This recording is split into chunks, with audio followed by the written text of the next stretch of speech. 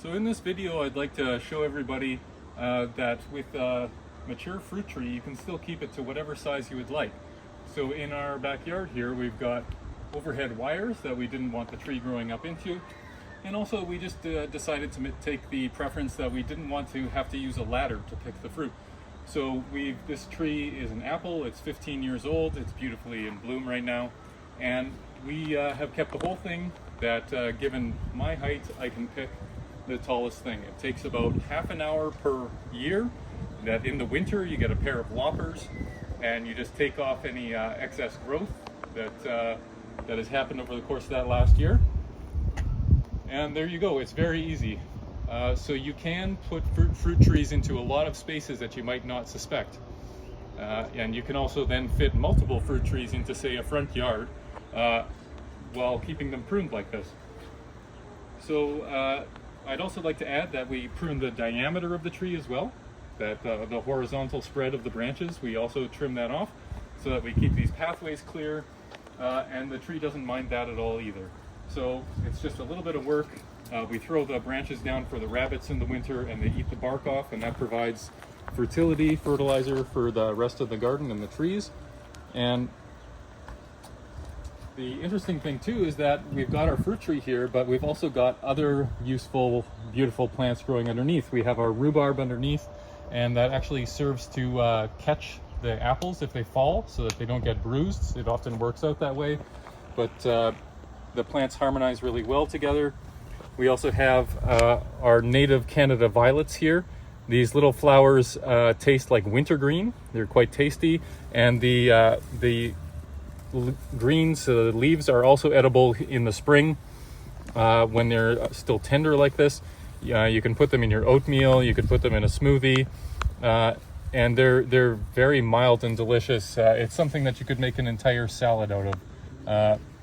And so they provide a really nice dense ground cover which keeps the weeds away, and the pollinators like the flowers as well. And one other plant that I'll mention is actually over here, these ostrich ferns, and they are also native to the area, and it's just like an asparagus. So asparagus is a fern that grows in the full sun, and an ostrich fern is basically a similar type. We could call it asparagus for the shade. So you get these little fiddleheads. These are a little bit definitely we could still eat these, but they're a little further along than we would like. But something like this is the stage that you would usually eat them at, and they're really delicious as well. So again, it's just beautiful food that comes back year after year with no maintenance, and you can fit it all together in the same little space. You can throw in any other flowers, etc. that you want, and it all just harmonizes together. It's all happier together as a community of plants. And so here in the front yard we have, just as another example, this plum tree. This is 15-year-old plum tree, beautifully in flower right now. The smell is incredible. And this is also just another good example of how you can trim it to whatever size you like. We've cut these branches off here quite short because we wanted access through this pathway, and yet over in this area here we've allowed the branches to be longer because it's not in the way in that there. And yet we've kept the tree only so tall that you can pick the fruit by hand. So just to say that there's a lot of space that you could fit in multiple fruit trees like this than in a front yard. We've put in just very recently, last year, we put in a pear tree here, and this tree we're going to allow to grow to full size because in the summer months this will block the sun from getting to the window at the front of the house and will save us costs on air conditioning and make the house more comfortable.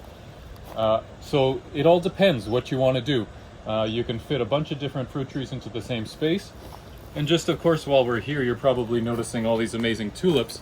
And something to say here is that these tulips aren't the only thing that grows in this yard. It's a little bit like a fireworks show throughout the season. These tulips come up and then they sort of drop back down, and then the next flowers come up. And so there's a whole sequence of blooms all the way from the end of the snow to the start of the snow that you can design into your landscape. And there's many items of food and medicine mixed in here as well. So you can have all types of functional things in terms of beauty and food production. This landscape absorbs water, so it needs extremely little watering, and yet it also prevents flooding downstream because it holds the water on site in the spring melt or during heavy rains. So this is what we would call a functional front yard.